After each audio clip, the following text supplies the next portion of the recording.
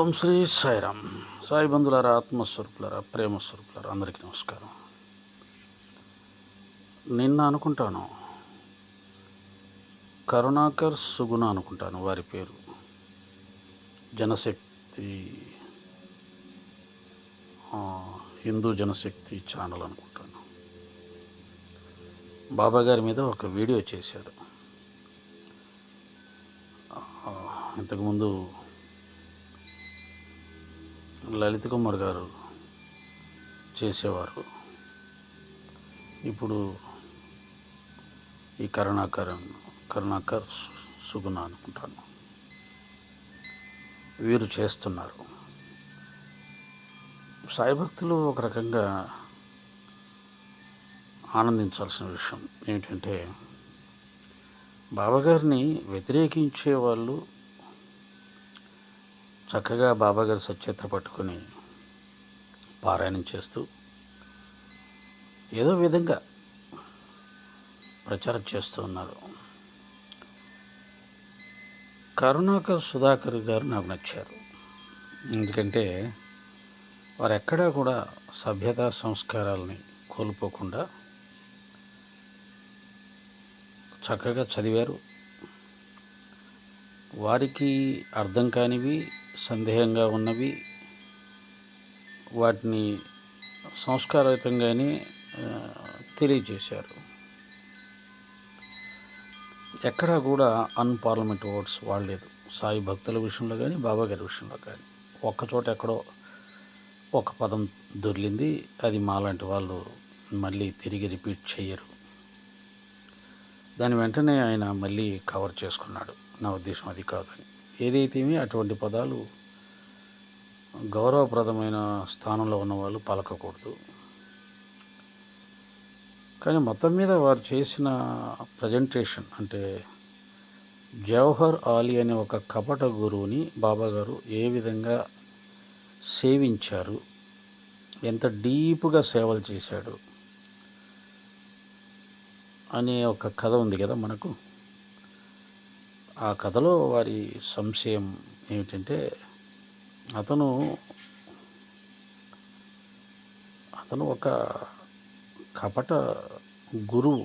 అంటే జ్ఞానం పూర్తిగా పొందకుండానే జ్ఞానిగా తనను తాను భావించుకొని ప్రజలకు తాను ఒక జ్ఞానిగా, గురువుగా ఎస్టాబ్లిష్ అయ్యి శిష్యుల్ని సేకరించుకొని ఇప్పుడు చాలామంది ప్రయత్నం చేస్తున్నట్టుగానే ఒక గొప్ప గురువుగా కీర్తించబడాలని ఒక కాంక్ష ఉన్నవాడు. అంతేగాని అతని మతం అది కాదు. కానీ కరుణాకర్ గారు చాలా సందర్భాల్లో అతను ఒక మతోన్మాది అన్నట్టుగా చెప్పడం జరిగింది. అతను మతోన్మాది కాదు. ఒక మతానికి అంటే ఇస్లాం మతానికి గురువుగా అనిపించుకోవాలి అనే ఒక కోరిక కలిగినటువంటి వాడు. అందుకనే చక్కగా మన దాంట్లో కూడా చాలామంది గ్రంథ పాండిత్యంతో ప్రవచనాలు చేస్తూ గురువులుగా కీర్తించబడాలని చూసేవాళ్ళు, ప్రజలు మోసం చేసేవాళ్ళు చాలామంది అన్ని మతాల్లో కనిపిస్తుంటారు. మన మతంలో కూడా ఉంటారు. అయితే ఈ జవహర్ అలీ అతను కూడా ఖురాన్ మీద మంచి పట్టు సంపాదించి దాన్ని మీద చక్కగా వ్యాఖ్యానం చేస్తూ అందరినీ ఆకర్షించాడు. విశేషం ఏంటంటే, ముస్లిమ్స్ని కాకుండా ముస్లిమ్స్ మాత్రమే కాకుండా హిందువులను కూడా ఆయన ఆకర్షించాడు. అంటే రహతాలో కానీ, షిరిడీలో కానీ చాలామంది ప్రజలు అతని యొక్క వాగ్ధాటికి, అతను చెప్పే విధానానికి ఫిదా అయిపోయి అతన్ని కీర్తించడం మొదలుపెట్టారు. అయితే నెమ్మదిగా దాస్తే దాగవు కదా గుణాలను దాచలేము.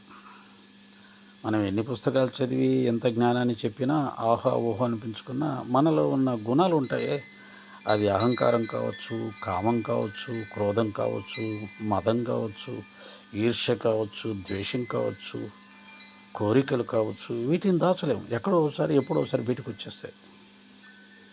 ఎక్కువ కాలం మనం ఒక చోట ఉన్నప్పుడు, కొంతమందితో కలిసి ఉన్నప్పుడు అవి బయటపడతాయి. చూడగానే మహాత్ముడు అనిపించిన చాలామంది కొంతకాలం వాళ్ళతో ఉంటే వాళ్ళ సంగతి అంతా బయటపడిపోతుంది. వాడు అలాంటి వాడు. కాబట్టి షిరిడి ప్రజలకు తెలిసిపోయింది ఇతను సరైన క్యాండిడేట్ కాదు, అహంకారి అని. అతను ఏం చేశాడు, వీళ్ళు నన్ను రెస్పెక్ట్ చేయట్లేదు, వీళ్ళందరూ బాబా గారిని గురువుగా భావించుకుంటున్నారు, గొప్పవాడిగా చూస్తున్నారు, ఇతన్ని చూస్తేనేమో చాలా అమాయకంగా ఉన్నాడు, కాబట్టి ఇతను నా శిష్యుడు అని చెబితే నాకు ఇంకా గొప్పగా కీర్తి వస్తుంది, అందరూ నన్ను ఇంకా రెస్పెక్ట్ చేస్తారు అని బాబా గారిని, నువ్వు నా శిష్యుడివి అబ్బాయి, నేను నీ గురువుని అన్నాడు. అలాగే వాళ్ళందరికీ చెప్పాడు, ఇతను నా శిష్యుడు తెలుసా, మీరందరూ ఇతన్ని ఎంతో గొప్పవాడు అంటున్నారు కదా, ఇతను నా శిష్యుడు, నా దగ్గరే విద్య నేర్చుకున్నాడు అని చెప్పడం మొదలుపెట్టాడు. బాబాగారు తమాషా చూస్తాడు కదా, అందుకని ఏం మాట్లాడకుండా అలాగే ఉన్నాడు. అంత మాత్రమే కాదు, ఆ రోజు నుంచి బాబాగారు అతనికి గురువుకు చేసే సేవలను చేయడం మొదలుపెట్టాడు. అది షిరిడి ప్రజలకు అర్థం కాల. ఇదేంటి బాబాగారు ఏంటి, వీడికి శిష్యుడు ఏంటి, వాడికి బాబాగారు సేవలు చేయడం ఏంటి, ఏం అర్థం కాలేదు వాళ్ళకి. సరే, జవహర్ అలీ ఏం చేశాడు, వీళ్ళు ఎవరు నా మాట వినట్లేదు నేను చెప్పినా కానీ, కాబట్టి బాబాని ఇక్కడి నుంచి తీసుకెళ్ళిపోతే నా విలువ తెలుస్తుందని బాబాని తీసుకొని మళ్ళీ రాహతాకి వెళ్ళిపోయాడు. బాబా గారు కూడా వెళ్ళిపోయాడు ఆయనతో పాటు. ఆయన సర్వజ్ఞుడు, అన్నీ తెలుసు కాబట్టి ఆయన ఏమి స్పందించాల. ఈ నాటకం ఎక్కడ ఎలా ముగియాలో ఆయనకు తెలుసు, ఎలా ముగుస్తుందో ఆయనకు తెలుసు. కాబట్టి నాటకాన్ని రక్తి కట్టించడంలో బాబాగారు చాలా గొప్ప దిట్ట. ప్రతి సన్నివేశం అద్భుతంగా ఉంటుంది, అలా మలుపు తిరుగుతుందని ఎవరు ఊహించరు. అంతా అయిపోయాక తెలుస్తుంది ఎంత అద్భుతంగా ఉంది. ఆ విధంగా రహతా వెళ్ళాడు, కొన్ని రోజులు గురుసేవలు చేశాడు. పాపం ఆయనకి ఈ రాసిన దాన్ని బట్టి బాబాగారు అసలు ఇంకా నిజమైన గురువుకి నిజమైన శిష్యుడు ఎంత గొప్ప అంకిత భావంతో చేస్తాడో అంత అంకిత భావంతో చేస్తున్నాడు సేవలు. వాళ్ళు ఎవరికి అర్థం కాలేదు, ఇదేంటి ఇంత సేవలు చేస్తున్నారు బాబాగారు, వాడేమో చూస్తే కపటి మోసగారి అని చెప్పి ఆశ్చర్యపోతూ ఉన్నారు వాళ్ళు ఎవరికి అర్థం కాలేదు. దాన్ని అతను ఎలా ట్విస్ట్ చేశాడంటే, ఆయన ఒక మతోన్మాది కదా, ఆయన్ని బాబాగారు అంతగా అతుక్కుపోవడం ఏంటి, అంతగా సేవలు చేయడం ఏంటి, అంతా రెస్పెక్ట్ చేయడం ఏంటి, వీళ్ళిద్దరు కలిసి గూడు పుట్టాని పని షిరిడి ప్రజలందరినీ ఇస్లాంలోకి మార్చాలని చెప్పి ప్లాన్ చేసుకున్నారు. అందుకనే బాబాగారు ఆ ముస్లిం జవహర్ అలీకి అంతగా అతుకుపోయాడు, అంతగా ఇష్టపడ్డాడు, అంతగా సేవ చేశాడు అని వారి పద్ధతిలో వాళ్ళు విశ్లేషణ చేసుకుంటూ వెళ్ళారు. కానీ అక్కడ ఏం లేదు, బాబాగారు తమాషా చేస్తున్నాడు. అహంకారం లేనటువంటి వారు బాబాగారు, ద్వైత భావన లేనటువంటి వారు బాబాగారు, అద్వైత జ్ఞాని బాబాగారు. సరే, వాడికి గురువుగా కొన్ని రోజులు గురువు అనిపించుకోవాలని ఉంది, మనం కొన్ని రోజులు శిష్యుని పాత్ర పోషిద్దాం. ఒక చోట అంటాడు, అతని గురువు పాత్ర అతనిది, మన శిష్య పాత్ర మంది. అహంకారం లేని వాళ్ళు మాత్రం ఇలా చేయగలుగుతారు. అహంకారం ఉన్న వాళ్ళు ఏం చేస్తారు, నువ్వు నాకెలా గురువు అవుతావు, నువ్వు నాకేం నేర్పించావు, ఏం వేషాలు వేస్తున్నావా, తమాషాడుతున్నావా అని అంటాడు. బాబా అలా అనలా, ఎందుకని ఆయనకు అహంకారం లేదు. ఓకే గురువు అంటా, కానీ సేవ చేద్దాం, ఏమవుతుంది, పోయేది ఏముంది.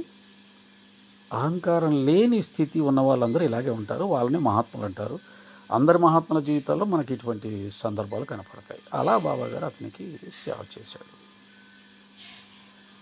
అంతేగాని ఇందులో ఆయన ముస్లిం అని కాబట్టి ఆయన ఇష్టపడ్డాడని ఇద్దరం కలిసి షిరిడి ప్రజలందరినీ ముస్లింలుగా మార్చేద్దామని అలా మార్చదలుచుకుంటే మరి బాబా ఉన్న 60 సంవత్సరాల కాలంలో చాలామందిని మార్చి ఉండాలి కదా, ఒక్కరిని కూడా మార్చలేదు కదా. పోనీ అప్పుడే కాదు, ఇప్పుడు బాబా వెళ్ళిపోయిన 100 సంవత్సరాలు కూడా ఒక్కరు కూడా మారలేదు కదా.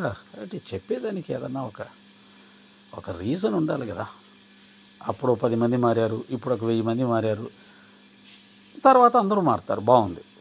ఈ 150 సంవత్సరాల్లో ఒక్కరు కూడా మారకపోతే లేదు మారతారు మీకు తెలియదు అని చెప్పేసి చెప్తే అలా ఆయన వ్యాఖ్యానం సాగింది.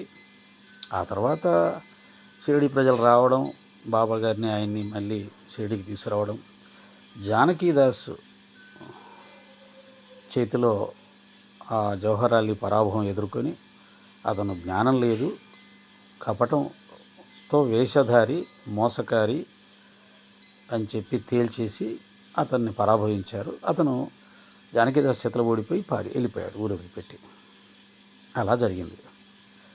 ఒకవేళ బాబాగారు కూడా వారు వ్యాఖ్యానం చేసినట్టుగానే ముస్లిం అతనితోటి అంటగాగి వీళ్ళందరినీ ముస్లింలుగా మార్చేయాలనుకున్నవాడైతే నేను చెప్పినట్టుగా ఆ 60 సంవత్సరాల్లో ఎప్పుడూ జరగలేదు కదా. ఒక్కరిని కూడా మార్చలేదు. మార్చిన వాడిని చెంప మీద కొట్టి నీ అబ్బను మార్చుకుంటామన్నాడే. ఎలా చెప్తారు? ఊరికే వేసేయడం బురద పూసేయడమేనా. షిరిడీ ప్రజలు అతను మతోన్మాది కాదు, ఒక అహంకారి, గురువు కావాలనే అహంకారి. అతని అహంకారం నచ్చక బాబాని తమ శిష్యుడని చెప్పడం వాళ్ళకి ఇష్టం లేక అతను మోసగారి కాబట్టి అతన్ని బయటికి గెంటేశారు. మరి బాబాగారిని కూడా బయటికి గెంటాలి కదా. అతను మతోన్మాది అన్నారు. అతను మతోన్మాదిని ఇష్టపడి మతోన్మాదితో ఉంటూ మతోన్మాదికి సేవ చేస్తూ బాబాగారు కూడా అతనితో చేతులు గెలిపాడంటే మరి షిరిడి ప్రజలు ఆయన్ని కూడా బాబాని కూడా గెంటేయాలి కదా. అలా గెంటలేదే.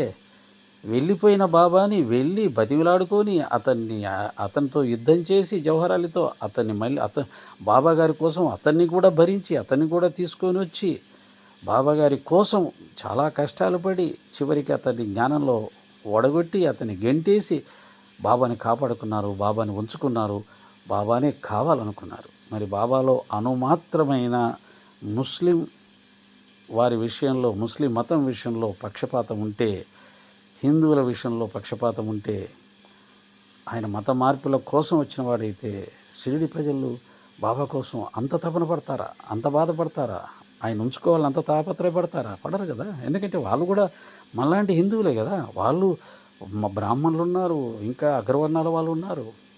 వాళ్ళందరూ బాబా కోసం అంతగా తాపత్రయపడుతుంటే మీకు మాత్రం అతనిలో బాబా గారిలో ఒక ముస్లిం మతోన్మాది హిందువులందరినీ మార్చడానికి వచ్చాడు. ఆనాడు ఆయనతో ఉన్న వాళ్ళకి ఏమీ అనిపించలేదు. ఆనాడు ఆయనతో ఉన్న వాళ్ళకి ఆయన మహానుభావుడు, అవతార పురుషుడు, భగవంతుడు అనిపించాడు. ఆయన వెళ్ళిపోయిన 100 సంవత్సరాల తర్వాత ఉన్న మనకి ఆయన గురించి వ్యాఖ్యానం చేయడానికి ఆయన ఎవరు, ఏంటి, ఎందుకు వచ్చాడు అని మనం చెప్పడానికి మనకు అధికారం ఎక్కడ ఉంటుంది? మనకి ఏమర్థమవుతుంది? ఆయన కరుణాకర్ సుధాకర్ గారు సుగుణ మాత్రం సభ్యతగా ప్రవర్తించాడు. అంతవరకు నేను వారిని అభినందిస్తున్నాను. కానీ ఈ యొక్క సన్నివేశం అంతా కూడా బాబాకి ఏం సంబంధం లేదు. అద్వైత జ్ఞానులు, గురువులు, పూర్ణ జ్ఞానులు అలాగే ఉంటారు. మీకు అర్థం కావడానికి చెప్తాను. ఆదిశంకరాచార్యుని ఒక అడవి జాతివాడు తనకు ఏదో ఒక కోరిక ఉంది, ఆ కోరిక తీరాలి అంటే మీలాంటి ఒక సన్యాసిని బలిమ్మని చెప్పారండి. మిమ్మల్ని నేను బలి ఇవ్వాలనుకుంటున్నారు. మీరు ఆత్మస్వరూపులు కదా, జ్ఞానులు కదా, త్యాగస్వరూపులు కదా, నాకు మీరు అనుమతిని ప్రసాదించండి మిమ్మల్ని బలి ఇవ్వడానికంటే శంకరాచార్యులు గారికి అన్నీ తెలిసినా కానీ సరే బలిచ్చుకో అంటాడు. ఏ టైంలో రావాలంటే పలానా టైంలో రామంటాడు. ఆ టైంలో వచ్చినప్పుడు శంకరాచార్యులు గారిని బలి ఇవ్వడానికి అతను ప్రయత్నం చేస్తే పద్మపాదుల వారు నరసింహస్వామి వారిని ఆహ్వానించడం ఆ కథ మనకు తెలుసు. మరి శంకరాచార్యుల వారు సర్వజ్ఞుడు, అన్నీ తెలిసినవాడు, గురువు, ఒక మోసగారి, ఒక దుర్మార్గుడు తనని బలి ఇవ్వాలనుకుంటే సరే అని ఎందుకన్నాడు? అలా ఉంటాయి అన్నమాట. కాబట్టి అన్నీ మనకు అర్థం కావు. గురువులు, సద్గురువులు, ముఖ్యంగా బాబా లాంటి గురువుల్ని అర్థం చేసుకోవడం మీలాంటి వారికి సాధ్యం కాదు. ఆయనకు శరణాగతి చేసి అహంకారాన్ని వదిలేసి అందులో ఉన్న జ్ఞానం ఏంటి బాబా, అద్వైత జ్ఞానం అంటే ఏమిటి బాబా, మీరు అలా ఎలా ఉన్నారు బాబా, ముఖం తెలియని వాడు, మోసకారి, దుర్మార్గుడు, అహంకారి, మిమ్మల్ని శిష్యుడు అంటే మీరు అలా ఎలా అంగీకరించారు బాబా? అంత గొప్ప సత్వగుణం, అంత గొప్ప శాంతగుణం, అంత గొప్ప సేవా తత్పరత ఎలా వచ్చింది బాబా? మాకు రాదే. మమ్మల్ని ఎవరైనా ఒక మాట అంటే 100 మాటలు అంటామే. భార్య అన్న పడం, భర్త అన్న పడం, తల్లిదండ్రులు అన్న పడం, తిరగబడతామే, తిడతామే, అరుస్తామే, వారితో గొడవలు పడి వెళ్ళిపోతామే.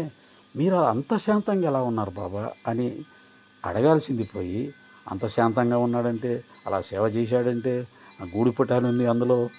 గూడిపుటాలంటే మరి షిరిడి ప్రజలు ఆ జవహరాలిని గెంటేసినట్టే బాబాను కూడా గెంటేయాలి కదా.